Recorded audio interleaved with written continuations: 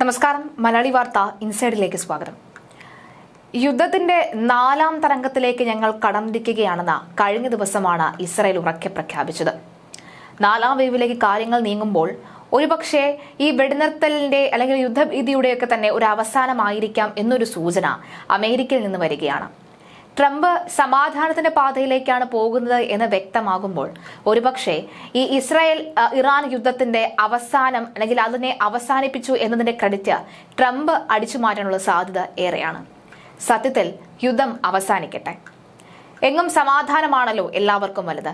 പക്ഷെ അപ്പോഴും ഇതിന്റെ എല്ലാത്തിന്റെ അവസാനം സമാധാനത്തോടുകൂടി ഇസ്രായേലിലെ ഓരോ ജൂതന്മാർക്കും ഉറങ്ങണം. അതുതന്നെയാണ് നെതന്യാഹുവിന്റെയും ലക്ഷ്യം.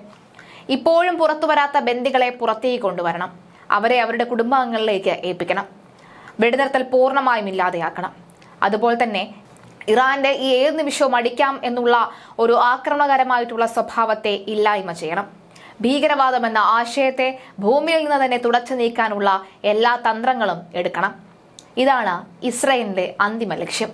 അതേസമയം അതിന്റെ ആദ്യ പടിയൊന്നോളം തന്നെയാണ് ഹിസ്ബുള്ളയെ പൂർണ്ണമായും ഇല്ലാതെയാക്കാൻ തുനിഞ്ഞിറങ്ങിയിരിക്കുന്നത്.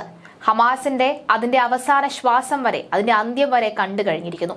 ഇപ്പോഴിതാ ഹിസ്ബുള്ള ലബനനിൽ ശക്തമാണ് എന്ന് മനസ്സിലാക്കിക്കൊണ്ട് ലബനിലേക്ക് അതിശക്തമായ ആക്രമണം നടത്തിയിരിക്കുകയാണ്. ലബനനിൽ ആദ്യമായി പകുതിയിലധികം കരയാക്രമണം നടത്തിയിരിക്കുകയാണ് ഇസ്രായേൽ എന്ന് വ്യക്തമാവുകയാണ്.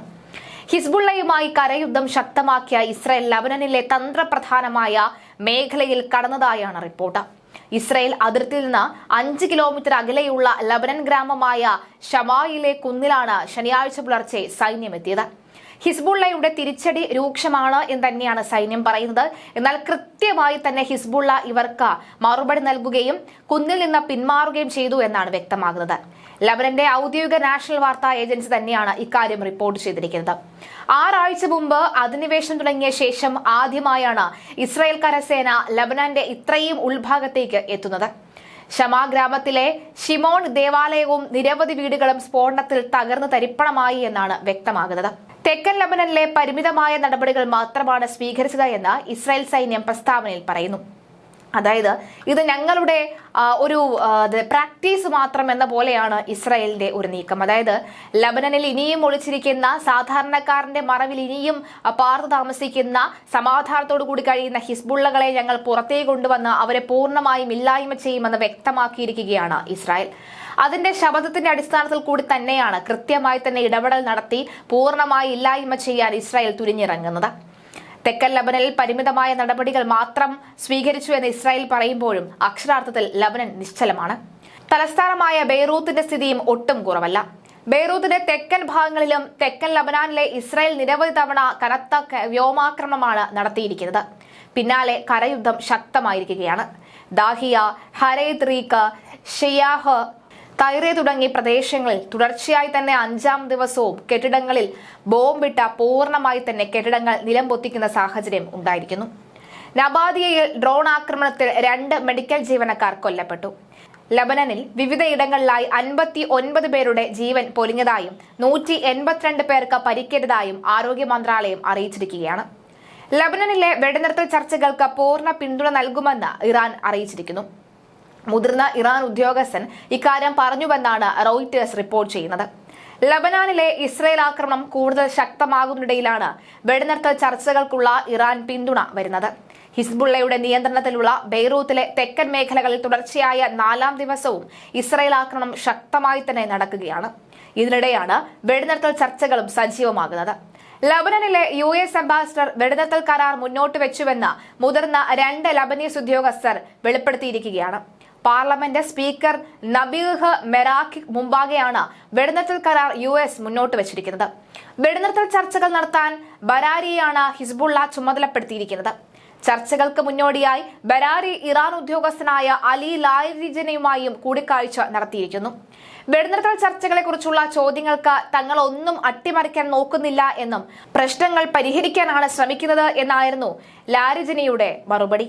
ഇസ്രയേലുമായി ഇനി യാതൊരു ബന്ധവുമില്ല എന്ന തുർക്കി പ്രസിഡന്റ് രജബ് ഉർദുഗാൻ പറയുന്ന സാഹചര്യവും ഉണ്ടാകുന്നു. തുർക്കി പ്രസിഡന്റ് എർദോഗാന്റെ വാക്കുകളും ശക്തമാവുകയാണ്. ഇസ്രയേലുമായുള്ള എല്ലാ ബന്ധങ്ങളും വിച്ഛേദിക്കുകയാണ്. ഭാവിയിലും ഒരു ബന്ധവും ഉണ്ടാകില്ല. ഭരണകക്ഷിയുടെ തീരുമാനം അതാണ്. അത് ഭാവിയിലും പാലിക്കുമെന്നാണ് എർദോഗാൻ പറയുന്നത്.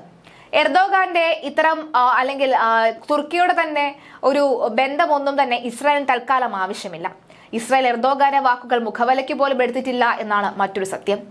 ഇസ്രായേലിന്റെ നിരന്തരമായ ആക്രമണം പലസ്തീനെ പൂർണ്ണമായും ഇല്ലാതെയാക്കാൻ ഉദ്ദേശിച്ചുള്ളതാണ് എന്ന് സൗദിയിൽ നടന്ന അറബ് ഇസ്ലാമിക് രാജ്യങ്ങളുടെ ഉച്ചകോടിയിൽ എർദോഗാൻ പറഞ്ഞിരുന്നു. ചില യൂറോപ്യൻ രാജ്യങ്ങൾ ഇസ്രായേലിന് വേണ്ടതെല്ലാം നൽകുകയാണെന്നും ഇസ്രായേലിനെ തടയാൻ മുസ്ലിം രാജ്യങ്ങൾ നടപടികൾ സ്വീകരിക്കണമെന്നുമാണ് എർദോഗാൻ പറഞ്ഞത്. എന്നാൽ സൗദിയും ഈ വാക്കുകൾ പൂർണ്ണമായി തള്ളുന്നു. അതേസമയം വെടിനിർത്തലിന് തങ്ങൾ തയ്യാറാണെന്ന് ഹമാസ് ഉറക്കെ പ്രഖ്യാപിക്കുകയാണ്. ഹമാസിന്റെ പൊളിറ്റിക്കൽ ബ്യൂറോ അംഗം ബാസെം നയീമിനെ ഉദ്ധരിച്ച് വാർത്താ ഏജൻസിയായ AFP ആണ് ഇക്കാര്യം റിപ്പോർട്ട് ചെയ്യുന്നത്. അതേസമയം വെടിനിർത്തലിനായി ഇസ്രായേലിന് മേൽ നിയുക്ത പ്രസിഡന്റ് ട്രംപ് സമ്മർദ്ദം ചെലുത്തണമെന്ന് പ്രതീക്ഷിക്കുന്നതായും അദ്ദേഹം പറയുകയുണ്ടായി. വെടിനിർത്തലിന് ഹമാസ് തയ്യാറാണ്. അത്തരമൊരു നിർദ്ദേശം വെച്ചാൽ ഇസ്രായേൽ അത് ബഹുമാനിക്കണം. ആക്രമണം അവസാനിപ്പിക്കാൻ ഇസ്രായേലിന് മേൽ സമ്മർദ്ദം ചെലുത്താൻ ട്രംപ് ഇടപെടണം. ബാസെമിനെയും പറഞ്ഞ വാക്കുകളായിരുന്നു ഇത്. വെടിനിർത്തൽ പ്രഖ്യാപിക്കുന്നതിനോടൊപ്പം തന്നെ ഫലസ്തീൻ പ്രദേശത്ത് നിന്ന് സൈന്യത്തെ പിൻവലിക്കാൻ ഇസ്രായേൽ തയ്യാറാകണമെന്നും നെയ്ം പറയുകയാണ്. അധികാരത്തിലേറിയാൽ വെടിനിർത്തലിനായി ഇടപെടൽ നടത്തുമെന്ന് നേരത്തെ ട്രംപ് വ്യക്തമാക്കിയിരുന്നു. ഗസയിൽ വെടിനിർത്തലിനും ഇസ്രായേൽ സൈനിക പിന്മാറ്റവും സംബന്ധിച്ച എന്ത് തീരുമാനത്തിനും തയ്യാറാണ് എന്ന് നേരത്തെ തന്നെ മധ്യസ്ഥരെ ഹമാസ് അറിയിക്കുകയുണ്ടായി. ഇവിടെ നിന്നും പലായനം ചെയ്തവരെ തിരികെ കൊണ്ടുവരുവാനും തടവുകാരെ കൈമാറ്റം ചെയ്യുവാനും ഗാസയുടെ പുനർനിർമ്മാണത്തിന് സഹായം ലഭ്യമാക്കുകയും ചെയ്തു എന്നും ഏതൊരു നിർദ്ദേശവും അംഗീകരിക്കാൻ തയ്യാറാണെന്നും അദ്ദേഹം പറഞ്ഞു. ഒക്ടോബറിൽ വെടിനിർത്തലുമായി ബന്ധപ്പെട്ട മധ്യസ്ഥ ചർച്ചകൾ വിജയം കണ്ടിരുന്നില്ല. ഹമാസിന്റെ ഭാവിയിലെ ഇടപെടൽ സംബന്ധിച്ചും ഇസ്രായേൽ സൈന്യത്തെ പിൻവലിക്കുന്നത് സംബന്ധിച്ചുമെല്ലാം അഭിപ്രായ വ്യത്യാസങ്ങൾ നിലനിൽക്കുന്ന സാഹചര്യത്തിൽ ഒരു തരത്തിലുള്ള വെടിനിർത്തൽ ചർച്ചകൾക്കും തയ്യാറല്ലെന്നാണ് ഇസ്രായേൽ കൈക്കൊണ്ട നിലപാട്. അതേസമയം അടുത്തിടെ മധ്യസ്ഥ ചർച്ചകളിൽ നിന്നും പിന്മാറുമെന്ന് ഖത്തർ വ്യക്തമാക്കിയിരുന്നു. ഹമാസും ഇസ്രായേലും വെടിനിർത്തലിന് ആത്മാർത്ഥമായി ശ്രമിക്കുന്നില്ലെന്നായിരുന്നു ഖത്തർ പറഞ്ഞത്. ഇരു കക്ഷികളും ആത്മാർത്ഥമായി സന്നദ്ധ പ്രകടിപ്പിച്ചാൽ ചർച്ചകൾ പുനരാരംഭിക്കുമെന്നും ഖത്തർ വ്യക്തമാക്കിയിരിക്കുകയാണ്. എന്തായാലും ഖത്തർ ഏതായാലും കളത്തിൽ നിന്ന് ഒഴിയുന്നു. ഇപ്പോൾ ട്രംപ് കളത്തിലേക്ക് കയറുന്ന സാഹചര്യം എന്തായിരിക്കും സംഭവിക്കുക എന്ന് നോക്കേണ്ടതുണ്ട്. എന്തായാലും പാശ്ചാത്യ മാധ്യമങ്ങൾ റിപ്പോർട്ട് ചെയ്യുന്നത് ഇസ്രായേൽ വിജയശ്രീലാളിതരായി തന്നെ അങ്ങനെ നിൽക്കുന്നു എന്നാണ്. പക്ഷെ അപ്പോഴും ലബനനിൽ അതിശക്തമായ ആക്രമണം നടക്കുന്നു. ഇപ്പോഴും വിട്ടുകെട്ടാത്ത ബന്ദികളാണ് ഇസ്രായേൽ ഒരു കരടായി മാറിയിരിക്കുന്നത്.